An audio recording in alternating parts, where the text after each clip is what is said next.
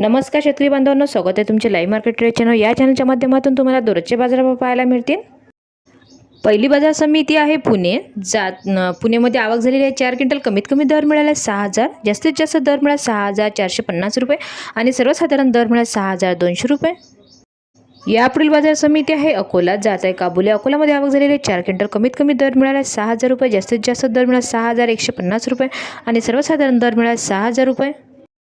यापुढील बाजार समिती आहे मालेगाव। मालेगावमध्ये आवक झालेली आहे 60 क्विंटल। कमीत कमी दर मिळाला 4500 रुपये, जास्तीत जास्त दर मिळाला 5350 रुपये आणि सर्वसाधारण दर मिळाला 5000 रुपये। यापुढील बाजार समिती आहे तुळजापूर।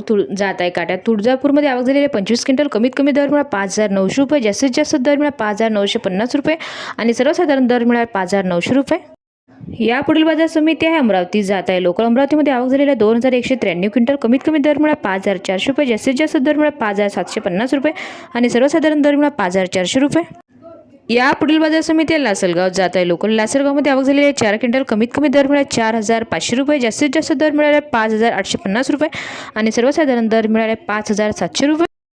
यापुढील बाजार समिती आहे नागपूर। जात आहे लोकल। नागपूरमध्ये आवक झालेली आहे 2793 क्विंटल। कमीत कमी दर मिळाला 5400 रुपये, जास्तीत जास्त दर मिळाला 5750 रुपये, सर्वसाधारण दर मिळाला 5400 रुपये।